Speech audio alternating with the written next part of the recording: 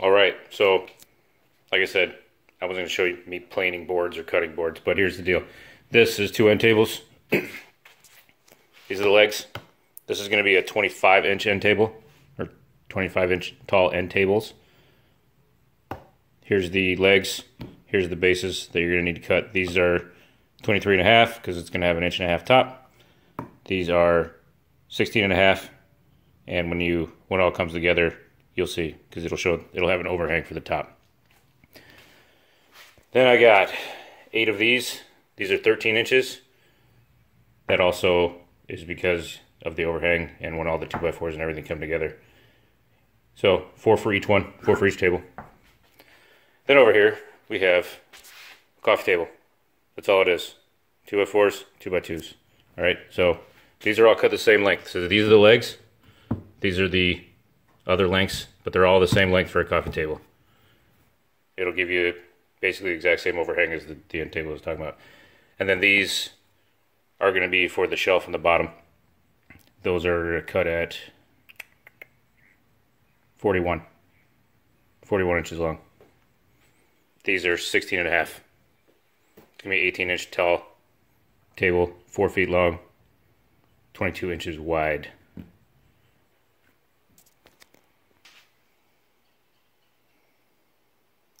So there's the, I got all antsy got all antsy in my pantsy last night and started making this coffee table top and forgot to film it or record it. So I'll show you what I did.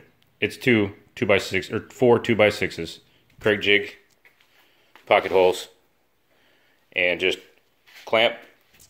So there's glue in between each one. Clamp the two together, drill it. Move your clamp down to this one, drill it. And as you do this, you have to adjust the height. So you see, it's pretty straight the way I'm doing it. Got a little off there, but it looks like that.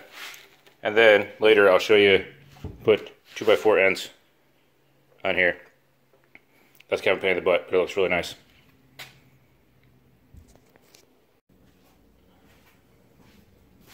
So now I'm going to make what I call the boxes. If you just follow my way, it'll all make perfect sense.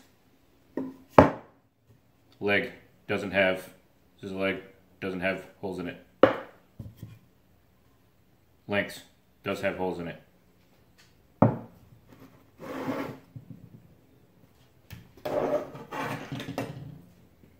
Put your pocket holes in the bottom because this is going to be the bottom of the leg.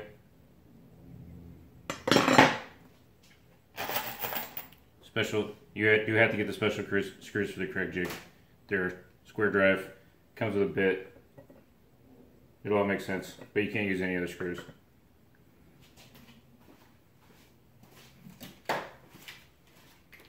That's the bit. Line that up as much as you can. Press down. So on the coffee table, there's a 1-inch space for the bottom.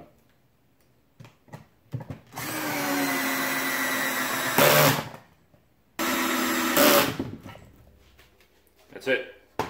Made a box. So for each table, you're gonna have 2 of these. And then the shelves, shelf that way, top this way, another one of these down there, whether it's a coffee table or an end table, whatever, doesn't matter. So, simple. Then after about 416 shitty cuts, that's what it looks like.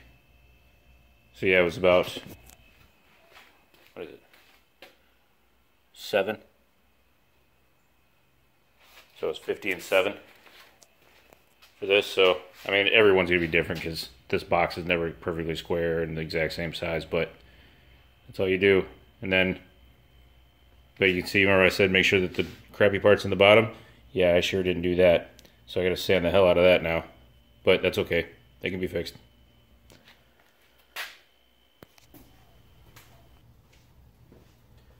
So as I talked about before, with the using the plywood for the shelves instead of 1x12s and 1x10s and things, I can make this whatever size I want, so I can make any table size that I want, and I don't have to do anything weird with expensive boards, because a 1x12 for like 6 feet is like 12 bucks. This is $30 for a 4x6 sheet, and you just cut it down and you can make a whole bunch of tables. Alright? I'm doing this now because the Cubs have lost and we're done. So see them next season. But the way to do this is, this was a 1x4 and I cut 2.5-inch chunks. Make a whole bunch of these things. Alright? Because this is how you're going to attach it to the 2x2 on the side.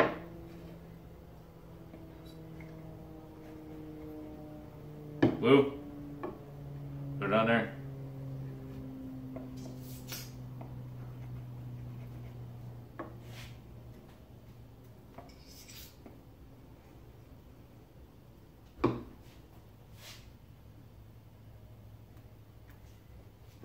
This is a big money saver if you're making a lot of tables. Of course, a 1x12 or a 1x10 would be better. It looks a little nicer, a little more sturdy, but how much weight are you putting on your bottom shelf of your coffee table? And this will hold at least 50 pounds. I've had no complaints. I made a bunch of these.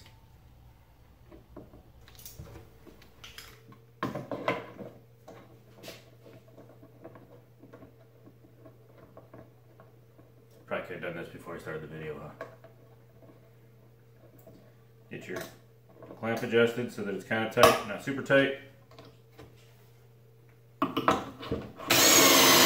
So after just breaking up a crazy dog fight, my biggest dog just tried to eat my little dog.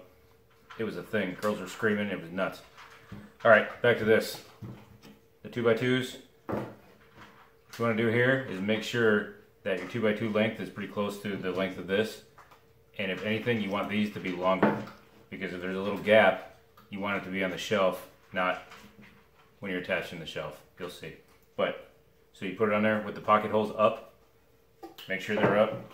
Since I only painted the outside and the top side, you'll see that there's no paint, no paint. That's the part you want up and in. This was a little long a second ago. I trimmed it down. Then you get out your 1.5-inch screws.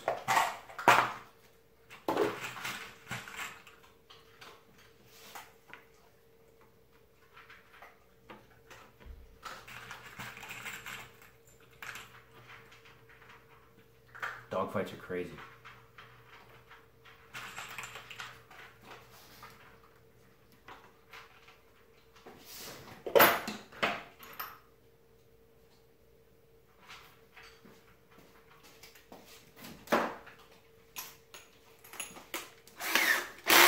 Now on these, turn your drill way down. Put it on like 2, because if it pulls through, the screw's no good. Now take a clamp,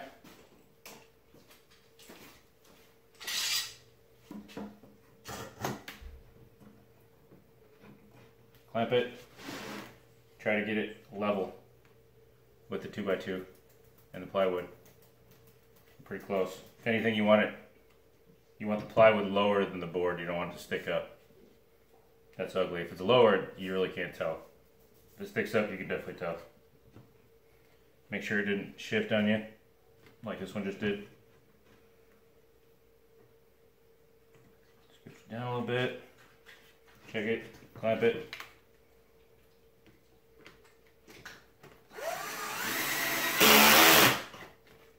Just do one. There are 2 holes there. Just do one of the holes. You do it this way because a lot of times these 2x2s are bowed and twisted and they're ugly.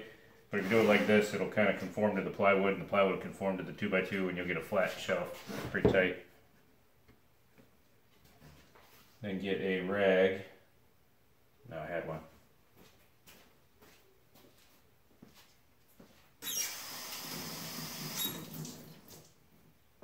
Get it wet. Wipe off the excess glue.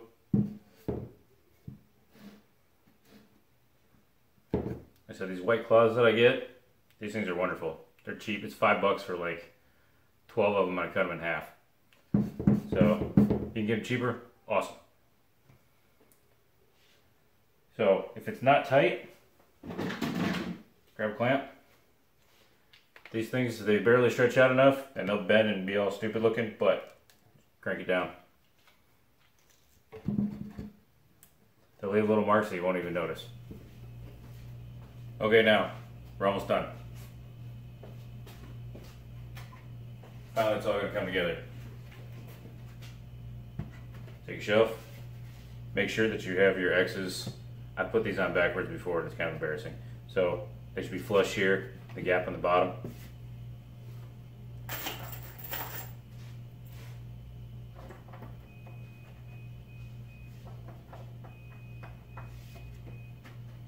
Line up your shelf.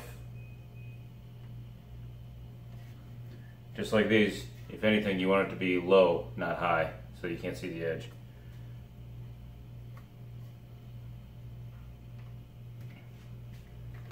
I got my pocket holes in the bottom here. Just hold it down as tight as you can.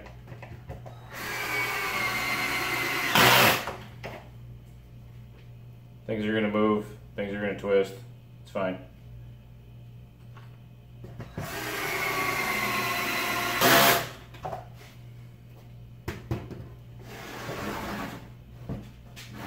Easy. Here's the screws that I drilled in. You take your, these are for the top. Make sure you got your non-painted side and the hidden parts.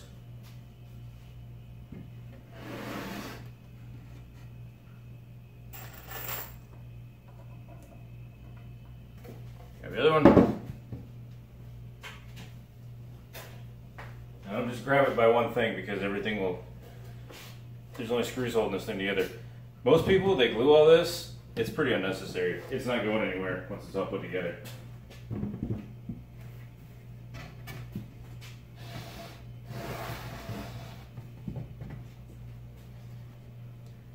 Line up your shelf. This is when you find out how good you were with measuring, because sometimes your shelf ends up being like a 1/4 inch too wide and then it sticks out, it's ugly, and you gotta sand it down and repaint it. And nobody wants to do all that.